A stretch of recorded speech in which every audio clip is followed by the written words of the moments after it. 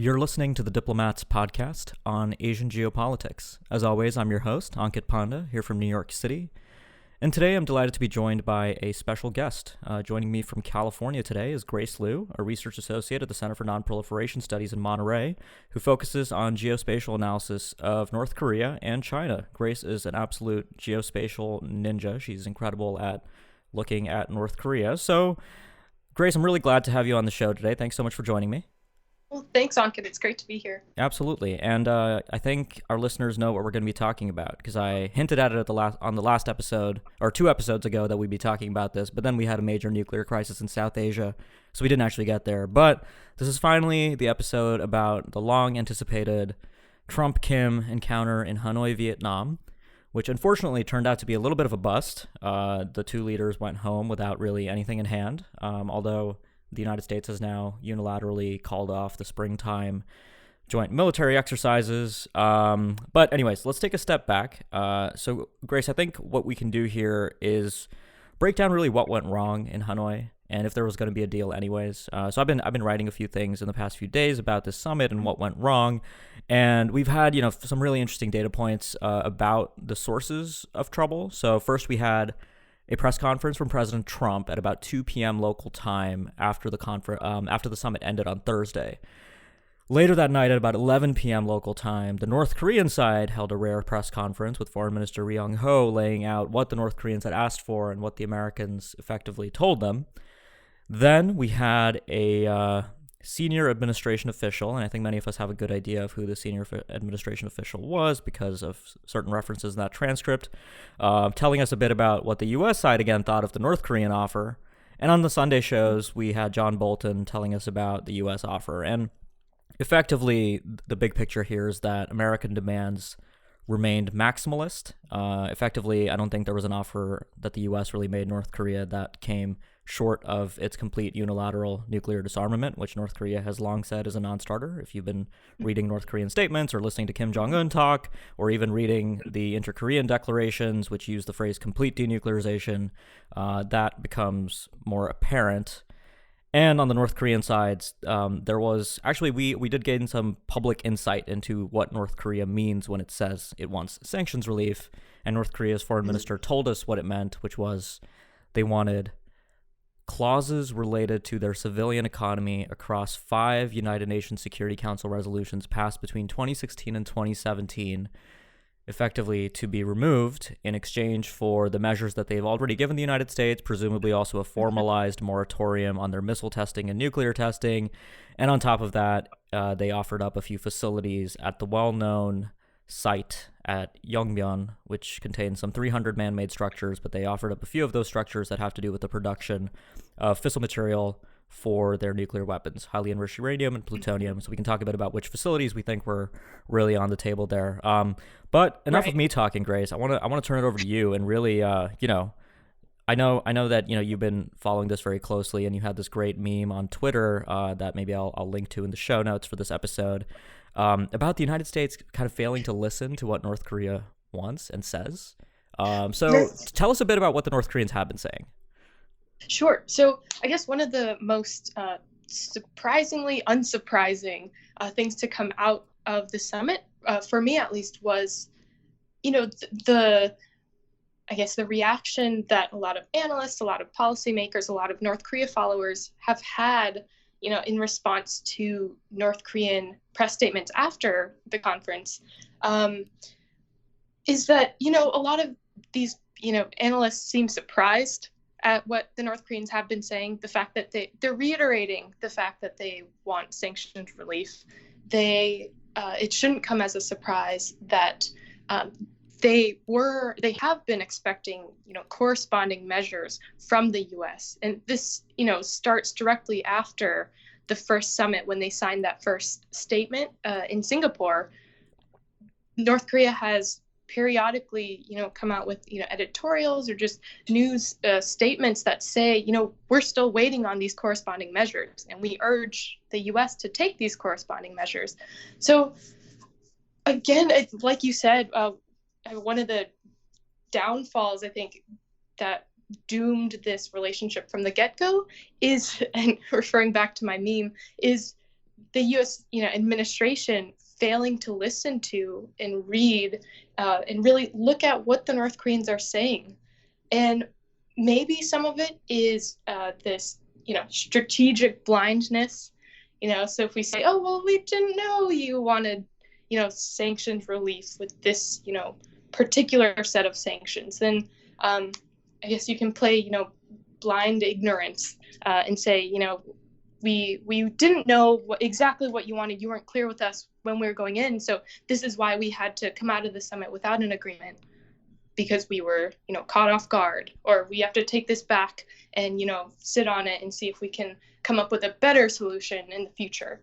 Mm-hmm. Well, Steve Biegun, the U.S. Special Representative, told an audience in Stanford at the end of January that he was going to figure out what the corresponding measures really meant to North Korea. And then he had a series of meetings in February leading up to the Vietnam summit when he presumably found out. But, at that moment, he should have been able to communicate to, first of all, his superior, Mike Pompeo, and then Pompeo should be able to communicate to the president that really the ingredients do not exist to have a productive summit right now. Because look, I mean, my personal view on the sanctions relief ask was that the United States could have worked with it and gotten to some point where, you phase things. You don't have to accept the basket of sanctions relief that North Korea was asking for. Trump called it the entirety of the sanctions, which is technically incorrect, but, functionally the resolutions between 2016 and 2017 represent, 85 to 90% of the actual I guess the coverage of North Korean exports in terms of revenue for the regime. So it is a huge ask. But you can face things if you don't think that price is fitting for the facilities that are on offer at Yongbyon, because we don't have certain covert sites, or if you're John Bolton and you want chemical, biological, and ballistic missile sites in there, which is a whole other thing and probably never actually going to be part of a package deal. You can still talk about things, and that could have happened at the working level. And instead of now what happens in Hanoi is we have this sort of embarrassing outcome for both sides. And they basically go back to the working group level and have to talk through these issues. And it even remains to be seen if there is possible room for daylight. Biegun gave, a senior administration official on Friday gave a concerning statement, which was that, they viewed any kind of sanctions relief for the North Koreans as, I think the word that was used was subsidizing their WMD program, right? If that's their perspective, then you're never going to have any agreement short of a comprehensive disarmament deal. Because if you conclude an agreement with the North Koreans that gives them anything that they actually want in terms of corresponding measures, i.e. sanctions relief, you will in effect be subsidizing their WMD programs if that's how you view concessions in diplomacy. So that I think is pretty deeply suggestive of a fundamental U.S. perspective here. That's it's familiar to us. We saw this during the Bush administration. Republican administrations in particular, I think, take this approach in foreign policy towards negotiating with adversaries, where sanctions are put in place to punish bad actors for bad behaviors, and until those behaviors are entirely eliminated, in some cases, preferably through regime change, then things can change. But with North Korea, obviously, the reason they have the nuclear weapons in the first place is to prevent that outcome from happening. So I think they're very much trying to have their cake and eat it too. Right. But I want to dig in a bit with you. Sorry, I just want to dig in a bit on this phrase that you brought up, corresponding measures, because I think it really kind of led many people astray, right? We had so much discussion and analysis of an end of war declaration to end the Korean War, and a liaison office, which we know they talked about because we had video footage of Trump and Kim at the table in Hanoi discussing this, and even modifications to joint military exercises, which Trump has said in recent days he didn't actually even bring up in negotiations with Kim Jong-un. So why what did corresponding measures mean the whole time, and why do you think nobody really picked up on the importance of sanctions here? So I think corresponding measures, again, like I mentioned before, North Korea has been as clear as they can be, without, purchasing a neon sign in Singapore or in Vietnam saying, we want sanctions relief. So, I mean, they've had, periodic, again, news articles, editorials, I guess, press statements that have said, we are looking for specifically a lifting of sanctions, and then a couple of other measures as well, including the removal of North Korea from the list of state sponsors of terrorism, and also going back to the issue of U.S., South Korea joint military exercises. North Korea has also mentioned that in the past, but we can actually tell, getting closer to the second summit, they actually toned down language on that. They actually stopped mentioning that. So some of the most recent language on these corresponding measures only mentioned sanctions relief and removal from the list of state sponsors of terrorism.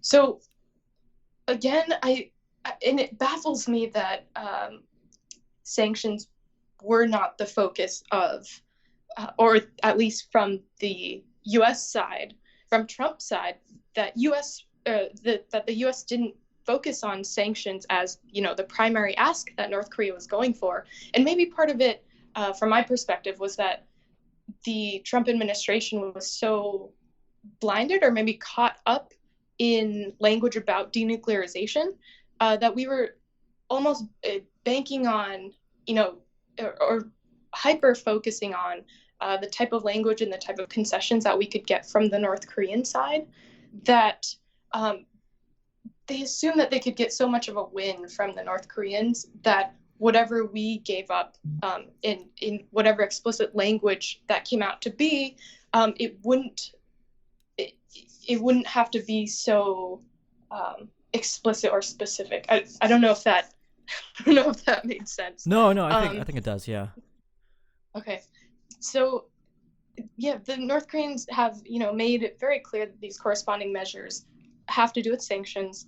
And going back to your point about, this administration, particularly members of the Republican Party, who take this stance that any type of sanctions relief or any other type of economic aid to the North Koreans would be subsidizing their WMD program. Again, I think this perspective has to fundamentally change. And if we are, as Bolton has reiterated, that if our goal is complete disarmament and denuclearization of the North Korean nuclear program, we have to remember that dismantling these, multitudes of facilities and getting rid of some of these programs, it's a highly, highly expensive process. And so it's almost just on the practical level, it's impractical for the U.S. or, any, even South Korea or any country to force North Korea to do a large amount of dismantlement or denuclearization, without providing some measure of sanctions relief or economic support. Mm-hmm. And I think, a good model that I've been thinking about recently was the joint plan of action, right, that we had with Iran. It was an interim measure that offered Iran a limited bit of sanctions relief to create the conditions that would allow talks to proceed to the point where we could get to that joint comprehensive plan of action in 2015, a much more comprehensive deal that covered many issues that the parties cared about. With North Korea, I think one of the things that maybe some optimistic analysts had read into the Hanoi summit coming into it was that we would walk away with a deal like that there would be kind of a broad trust building package where, North Korea offers up a few buildings at Yongbyon that we care about to varying degrees, and in exchange we give them an end of war declaration, possibly a liaison office, and possibly some other things, and possibly, exemptions on inter-Korean projects, things like that. And of course, none of that happened because that just, that idea of a piecemeal win set on both sides just didn't really coalesce, or at least the North Koreans thought it might, but it didn't work. One other thing I will say though is that I wonder, walking out of Hanoi, if the North Koreans now reevaluate what seemed to be their strategy all throughout last year after Singapore, which was that they should completely continue to compliment Trump, laud him for his ability to break out of the mold that former U.S. presidents adopted. And the hope would be that once you get Trump and Kim in a room, you get that Hail Mary concession from the American side. And in Singapore, that concession was the cancellation of the August 2018 Ulchi Freedom Guardian exercise. And this time, it didn't really work, even though they did get the exercises unilaterally called off because Trump wants to save some cash. But I wonder, if that calculation now changes and the North Koreans now see a little bit of value in the working level process. What do you think about that? I think that's absolutely a possibility. But going back to, framing the outcome of this of Hanoi in general. I mean, you mentioned earlier that you believe that this outcome was an embarrassing outcome for both parties. Uh, and to that extent, I think, and it's hard to, really think straight under this tinfoil hat of mine. But part of me wonders if the results of this summit were actually more planned by both parties, or sometime in the negotiation process, both parties realized, to each other's benefit, that having this power move where both Trump and Kim are able to walk away from this negotiation relatively unscathed, without any agreed language or statement, but walk away from this and be able to have these press statements to still say, we had a great discussion, we're still making remarkable progress, we're being constructive and frank. But at this point, like you mentioned before, all the pieces didn't come together at this time. And because of that, it was better for both parties to walk away with this with no signed statement. And if that's the case, and continuing on with my pseudo conspiracy theory here, I wonder if the Kim regime, also, I think the Trump administration is very guilty of not seeing this as a process, but more of like all of this will magically, the problem will poof away in this one swift step. But I think maybe the Kim regime also didn't see this as a process before coming into the summit. Maybe they also were looking at this second summit as the one-stop alleviation for their sanctions problems, and that they would be able to step away with it, with sanctions relief and relatively substantial but minimal denuclearization commitments on their part. Mm-hmm. So I guess, what would your thoughts be on that? Yeah, I mean, actually, as you were speaking, it reminded me of something that I probably don't talk about as much as I should in my writing about this stuff. But, we see North Korea as this black box authoritarian country, very top-down system. Only Kim Jong-un makes the decisions, which is all true. But that doesn't mean that North Korea isn't a political place and that there aren't sort of elite constituencies that Kim Jong-un at least has to think about, even if he doesn't have to absolutely, go by what they might want. And, with any process like this, I'm sure when, Rang Shin-mun printed the text of the Pyongyang summit and, the idea of giving up Yongbyon for corresponding measures, which isn't a new thing, right? Yongbyon has been shut down in the past, and it's been sort of a concession on the chopping block in diplomacy with the United States over and over.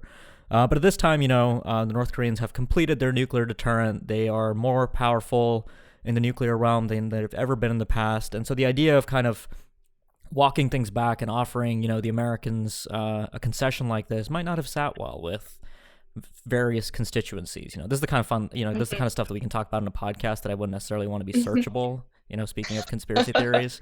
But, you never know. And so I think by maybe walking out of the Hanoi summit with this kind of big offer, you remember that question Kim Jong-un got from David Nakamura at the Washington Post during the summit? And it was the first time he'd ever answered a question before any reporter. And he said that he was feeling confident. And I think, he acted confidently. He put this massive offer on the table, said, all right, give me 90% of my export revenue back, and we can, give you these maybe, 3 or 4 facilities at Yongbyon. And I think that sort of an offer makes the North Korean negotiating position look a lot more tenable, and it doesn't look like the North Koreans are desperate to win over, even like a tiny morsel of sanctions relief. It's actually funny because I've been in a lot of kind of policy conversations on how we might do sanctions relief with North Korea, kind of trying to think through a different American approach. And even with, very kind of dovish analysts who are like willing to give North Korea sanctions relief, none of us, none of the discussions I've been a part of have ever come close to the kind of offer that the North Koreans asked for, which was, 5 out of 11 resolutions. I mean, most discussions were like, okay, if they give us the entirety, if they freeze the entirety of their HEU production in a verifiable way, we might give them kind of sectoral relief on resolutions like 2397 and 2371 from 2017, maybe in sectors like textiles, because seafood is linked to the Korean People's Army and we don't want to give them revenue. So I thought, after the summit, it was kind of funny that even analysts that are trying to work through sanctions relief proposals for North Korea didn't really come close to what the North Koreans themselves are asking for. So one of the big questions I have now after Hanoi is just how divisible is the North Korean ask, right? So Ri Yong Ho said that this was their final offer and that it probably wouldn't change. And he left a little bit of uncertainty on the Yongbyon ask. He said that this is the best thing we can offer at this point in the process, suggesting that in the future, maybe we get to covert sites and declarations and things like that. But right now, I mean, if this can't be divided any further, if the North Koreans say, we need this basket of clauses from these UN Security Council resolutions to move forward, and the Americans say no, I mean, that's it, right? It's an indivisible process. You don't talk about anything anymore. And all the other stuff about a liaison office and end of war declaration doesn't even come to play. So that's one of the big concerns I have. But if I were North Korea, I think I would want to make this as divisible as possible to sort of take this process forward. Right. And, I do agree to an extent, that their language saying, this is the best we had to offer. You're never going to get an offer as good as this. Could signal that they are reaching an endpoint where, this was what they thought was a fair trade-off, and that if this, still isn't good enough for the U.S., then they can't, the North Koreans aren't willing to do any better. But then also, on the flip side, it's, I think, a classic negotiation technique where, that goes back to, being able to walk away from a negotiation in the first place, but then kind of signaling, how pressing making a decision on this is by saying, this offer is only on the table now. So, putting this, in the frame of other statements that the North Koreans have made since then, the good press coverage that Kim and the whole summit has gotten in the North Korean media, and, the positive outlook from Trump and his administration also. And, both sides, it sounds like there's still, willingness to try to come back into negotiations and try to work out, some deal moving forward. And I think putting, all this in the context of, this optimism, and maybe some of it is saving face from, quote unquote, failed outcome of the summit. But I think it does signal that there is, neither party has left this negotiation yet. And for me, that keeps this situation, more optimistic than in the past, where I think before, we've had, for instance, President Clinton, other presidents have maybe similar, not as close relationships with, North Korean leaders. And we've had this type of, avenue of discussion open up in the past. But those, once there was any sign of, pressure from the wrong people, any, for instance, now I'm forgetting, maybe Secretary Albright's, I think her ask to see, some facility, and actually I'm totally blanking on the exact details of this, but, in the past, when there was some ray of hope in improving DPRK-US relations, some little blip in that relationship was significant enough to shut down those relations pretty immediately.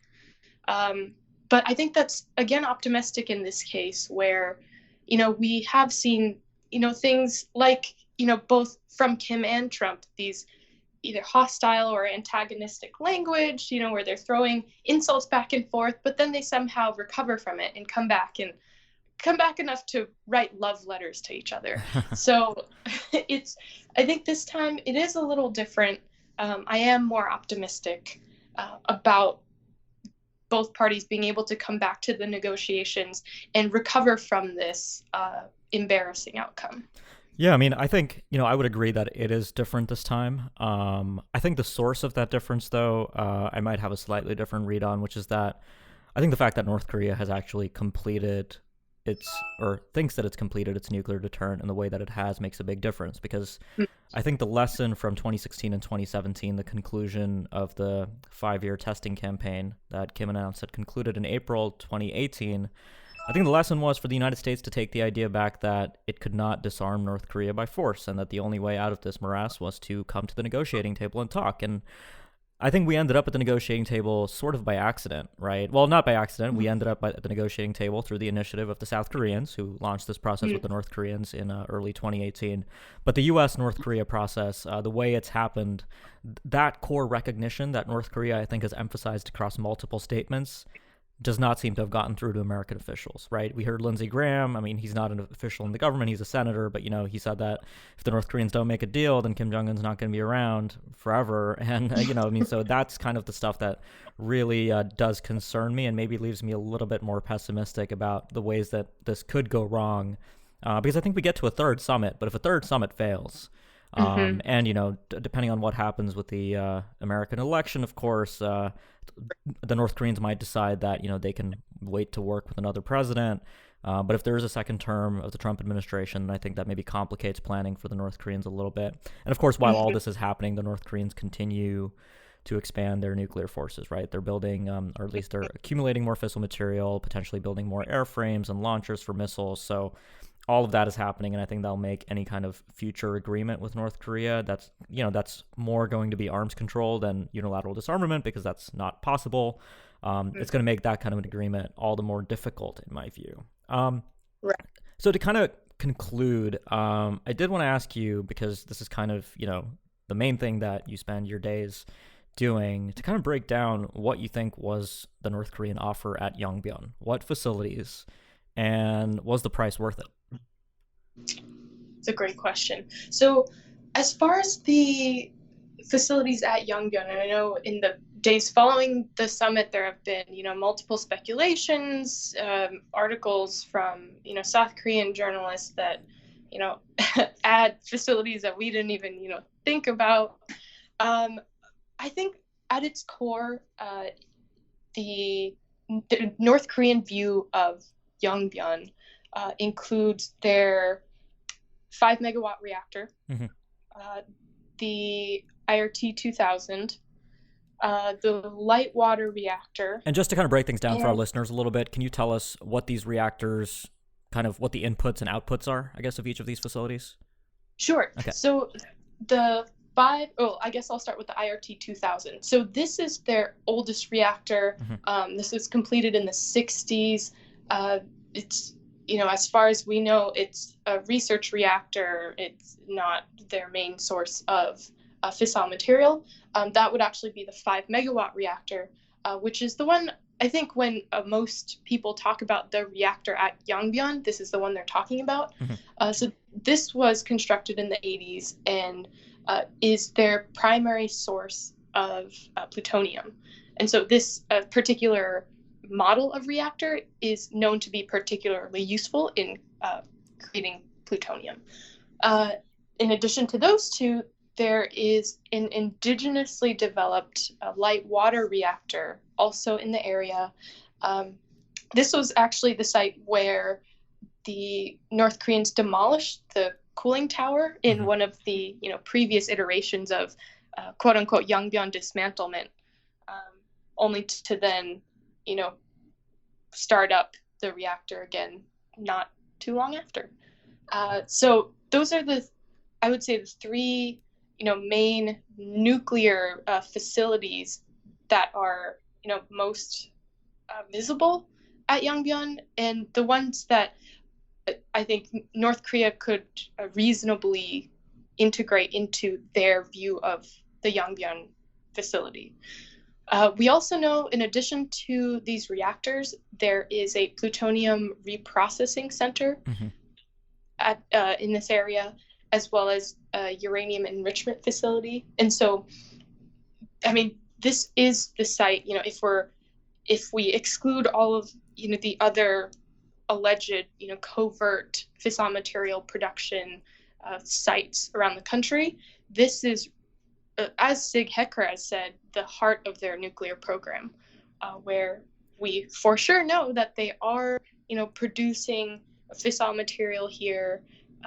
There's also a possible tritium production site, and tritium is an important component if you want to boost your nuclear device. So in order to increase the yield of a nuclear device, you'd need tritium in the weapon.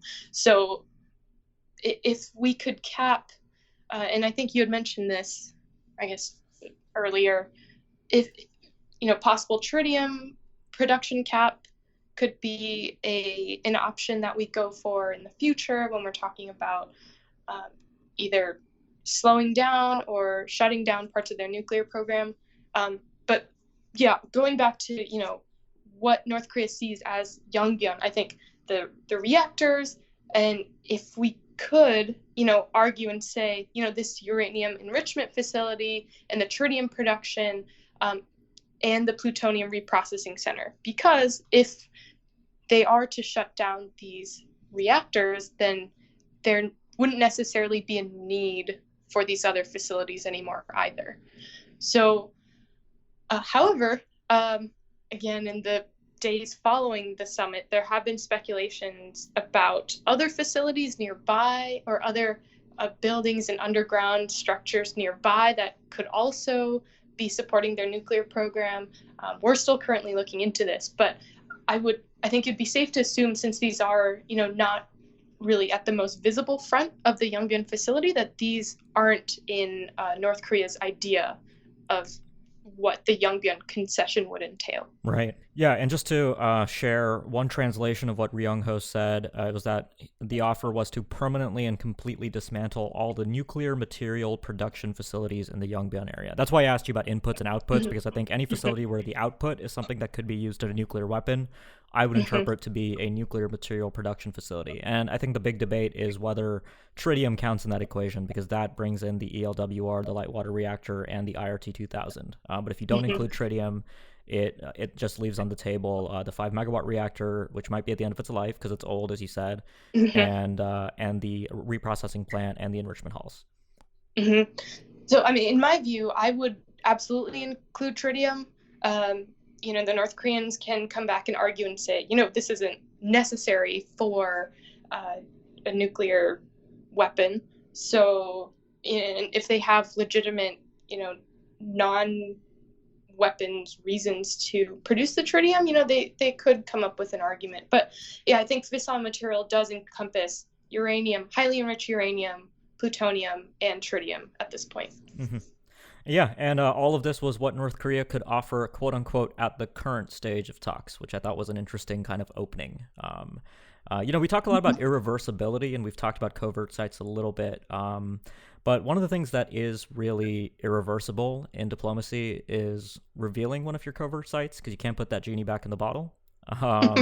So I think for the North Koreans, I think the Americans have told them pretty clearly that they know about covert sites and negotiations, and the North Koreans simply have kind of shaken their heads and shrugged and say, we don't know what you're talking about.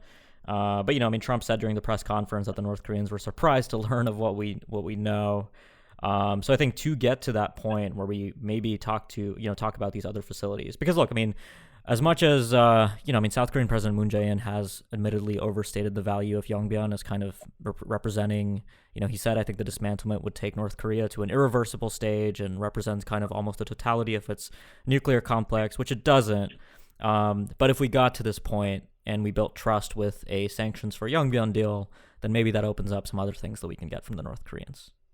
I think it absolutely does, and really speaks to the point that, complete disarmament of North Korea's entire nuclear program, again, is, not only not completely feasible at this moment, diplomatically, but, financially, again, it's an expensive process to get rid of, all of these buildings. And then also, we have to remember that there are tens of thousands of workers who work at this facility, who live in this area. Relocation, is an issue. We have to think about, what really has to go on the ground when we talk about dismantling a massive facility like this. So Yeah, I completely agree that, having this first step type of group of concessions that, it doesn't satisfy Bolton's want for North Korea's complete denuclearization or complete disarmament, but it does open up the possibilities, to set, a foundation of goodwill, of, momentum going so that we can, potentially move on to prevent further proliferation of their nuclear program and prevent more antagonism from a military perspective, but also a diplomatic perspective. So I think, in short, it would have been nice to come out of the summit with some type of agreed language. But, if we look back into the Singapore summit, they did come out with language that didn't necessarily mean much. So I think there's that trade-off as well. If the second summit had produced another agreed statement, how powerful would this statement have actually been? And, if we start to develop this pattern of just signing pieces of paper that, look nice but don't really mean anything, I think that also sets negative precedents for the negotiations moving forward. So, I'm not happy that they didn't come out with, an agreement, but at the same time, it could have been much, much worse. Yeah, and I think that's probably a good optimistic note to end on for today. But Grace, thanks so much for joining me. Really, it's always so much fun to talk to you about this stuff. We hope to have you back on whenever we have more exciting developments with North Korea. But before we sign off, can you tell our listeners how they can follow you on your social platform of choice? Sure. So you can all follow me on Twitter. My handle is @Grace_C_Liu. And if you want to check out the meme that Ankit mentioned earlier, that is, I think, pinned at the top of my profile right now. So go check it out. That's basically how I feel about, the precedents that the U.S. and North Korean relationship set before they went into this summit. So. Yeah, I think the big lesson I take away from Hanoi is to, take North Korean statements literally and seriously. So we go back to that. There is a lot of value in what the people we're trying to negotiate with tell us about what they think and feel. So there is that. Absolutely agree. So that's all for this week. If you like what you heard on the podcast, make sure you subscribe so you don't miss future episodes and discussions like this. And if you've been a subscriber for a while but you haven't yet left us a review, please do so. It really helps get the word out about the show. So thanks a lot for listening, and we'll be back next week with more.